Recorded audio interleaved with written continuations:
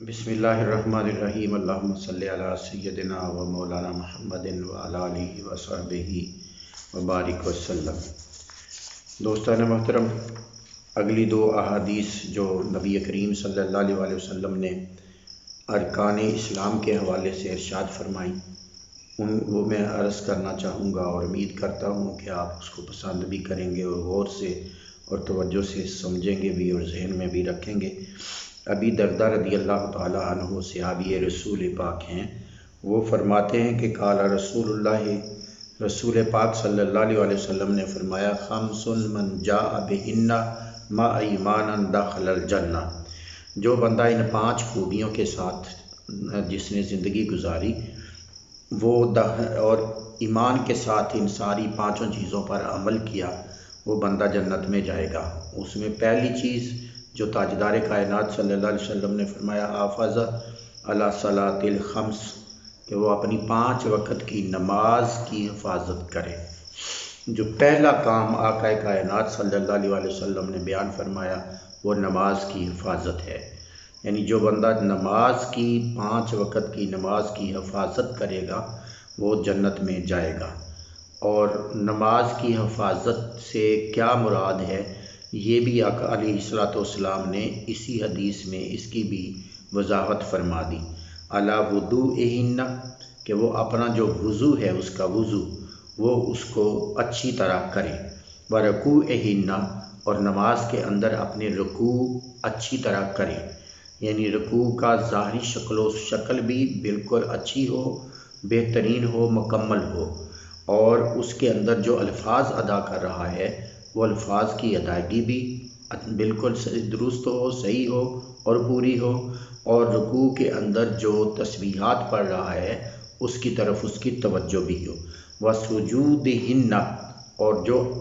سجدے کو پورا کرے، یعنی جو اپنے سجدے کو پورا کرے تسبیحات کے ساتھ، انداز کے ساتھ، سجدہ کرنے کے ساتھ، جس طرح جسمانی طور پہ سجدہ کرنا ہے، ہاتھ ایسے رکھنے ہیں، ناک زمین پہ لگانا ہے، ماتھا زمین پہ لگانا ہے، اور پورے گھٹنے زمین پر لگانے ہیں، پیچھے پاؤں زمین پر لگانے ہیں، وہ ساری شکل صحیح طرح قرآن پاک و اللہ اور اللہ کے رسول کے حکم کے مطابق سجدہ کرتا ہے اور تسبیحات پڑھتا ہے اور توجہ سے پڑھتا ہے،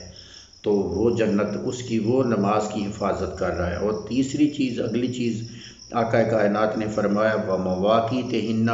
اور وہ نمازوں کے اندر وقت کا دھیان رکھتا ہے۔ اور ہماری عادت اس کے بالکل برعکس ہے، اگر اللہ پاک ہمیں توفیق دے بھی رہا ہے نماز ادا کرنے کی تو ہم نماز پر ہمارا فوکس اچھی طرح نہیں ہوتا، ہم بالکل اس کو عارضی طور پہ اور وقتی طور پہ اور ایمرجنسی میں ساری چیزیں ادا کرتے ہیں۔ اور آگے فرمایا، وصام رمضان، اور وہ رمضان پاک کے روزے رکھے، وحج البیت، اور بیت اللہ شریف کا حج کرے، یعنی استطاع الیہ سبیلا، اگر اسے اللہ پاک نے اس رستے میں حج کرنے کی استطاعت دی ہے، طاقت دی ہے، مالی طاقت دی ہے، جسمانی طاقت دی ہے، تو وہ پھر حج بھی کرے۔ وآت الزکوٰۃ، اور زکوٰۃ ادا کرے، طیبۃً بہا نفسہ وأدى الامانہ، اور اپنے نفس کی پاکیزگی کا سامان کرے، یعنی اپنے نفس کو صاف رکھے، اپنے خیالات کو، اپنی سوچ کو، اپنی نظریات کو، اپنی آئیڈیالوجی کو پاک کرے، اچھا بنائے۔ اور پھر آخری چیز یہ اس کے حدیث پاک کے اندر کہ اگر اس کے پاس کوئی بندہ امانت رکھے تو وہ امانت کے اندر خیانت نہ کرے، بلکہ امانت کو بالکل اس کے وقت آنے پر واپس اسی طرح لوٹا دے۔ تو پہلی چیز جنت میں آقا علیہ السلام نے فرمایا جنت میں جائے گا وہ بندہ جو نمازوں کی حفاظت کرتا ہے۔ اور حفاظت سے مراد کیا ہے کہ وہ وضو صحیح کرے، وہ رکوع صحیح کرے، وہ سجود صحیح کرے، وہ وقت پر نماز ادا کرے۔ اور کیا دوسری چیز جو آقا علیہ السلام نے فرمایا وہ رمضان کے روزے رکھے، اور یہ بھی نہیں ہے کہ رمضان کے روزے آئیں تو 1 رکھ لیا، 2 چھوڑ دیے، 2 رکھ لیے، 1 چھوڑ دیا، نہیں، مکمل روزے رکھے اور حج بیت اللہ کرے اگر اللہ پاک نے اسے توفیق دی ہے۔ اور اس کے اندر فرمایا الیہ سبیل، آت الزکوٰۃ، وہ زکوٰۃ ادا کرے، اور اپنے نفس کو، اپنی سوچ کو، اپنے انر سیلف کو درست کرے، اپنی سوچ کو صحیح کرے، وَنَفْسُهُ وَأَدَّ الْأَمَانَةَ اور امانت کا ادا کرے۔ اور اگلی حدیث پاک ہے وہ بڑی زبردست ہے۔ انس ابن عباس رضی اللہ تعالیٰ عنہ بیان فرماتے ہیں قال رسول اللہ من اقام الصلاۃ وآتى الزکاۃ وحج البیت وصام رمضان وقر الضیف دخل الجنہ۔ فرمایا کہ جو بندہ، آقا علیہ السلام نے فرمایا جو بندہ نماز قائم کرے، جو بندہ زکوٰۃ ادا کرے، جو بندہ حج ادا کرے، جو بندہ رمضان کے روزے رکھے، اور جو بندہ مہمان نوازی کرے۔ پچھلی حدیث پاک میں امانت کا اضافہ کیا گیا، اور اس حدیث پاک میں مہمان نوازی کا اضافہ کیا گیا، یعنی نماز ادا کرے، زکوٰۃ ادا کرے، حج کرے، رمضان کے روزے رکھے، اور ساتھ مہمانداری کو بھی پوری طرح سر انجام دے، مہمان نوازی کرے۔ اگر کوئی بندہ اس کے گھر آ جاتا ہے،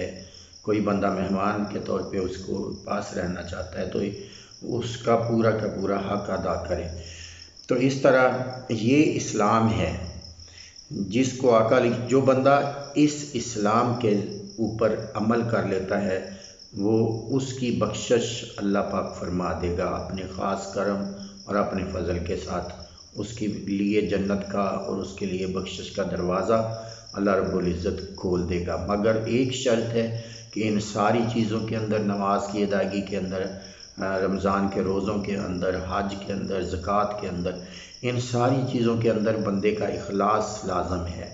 یہ نہ ہو کہ وہ یہ سارے کام دنیا کے لیے کر رہا ہو۔ جب یہ سارے کام بندہ اللہ کی رضا کے لیے، اللہ کے رسول صلی اللہ علیہ وسلم کی رضا کے لیے اور سنت مصطفیٰ سمجھ کر،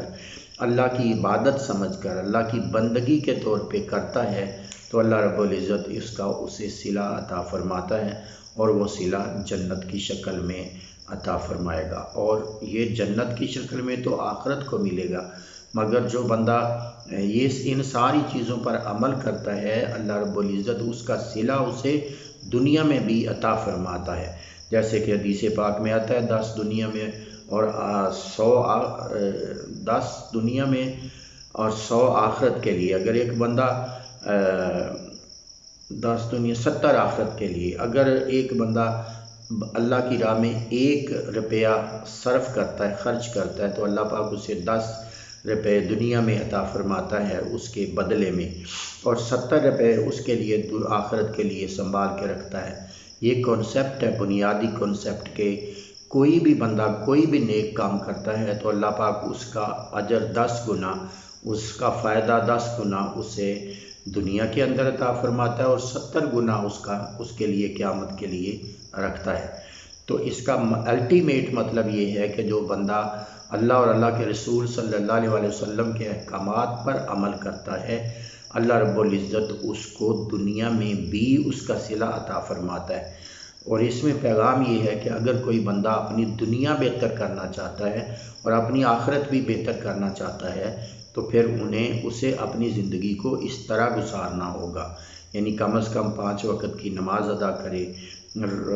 روزہ رکھے رمضان المبارک کا، حج کرے اور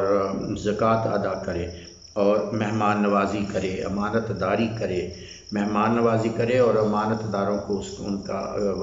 امانت ان کی واپس لوٹائے۔ یہ جو ساری چیزیں ہیں ظاہراً مسلمان کو کم از کم اپنانے کا حکم ہے، اور جو بندہ ان ساری چیزوں کو ظاہراً اپنا لیتا ہے، ظاہراً اور باطناً توجہ کے ساتھ اپنا لیتا ہے، اخلاص کے ساتھ اپنا لیتا ہے، اللہ رب العزت اس کے لیے اپنی بخشش اور مغفرت کے دروازے کھول دیتا ہے۔ اللہ رب العزت سے دعا ہے کہ اللہ پاک ہمارے حال پہ لطف و کرم فرمائے، اور ہمیں 5 گانہ نماز ادا کرنے کی توفیق عطا فرمائے، ہمیں رمضان کے روزے رکھنے کی توفیق دے، ہمیں زکوٰۃ ادا کرنے کی توفیق دے، اگر اللہ پاک نے ہمیں عطا فرمایا ہے تو ہمیں حج کرنے کی بھی توفیق عطا فرمائے۔ السلام علیکم ورحمۃ اللہ وبرکاتہ۔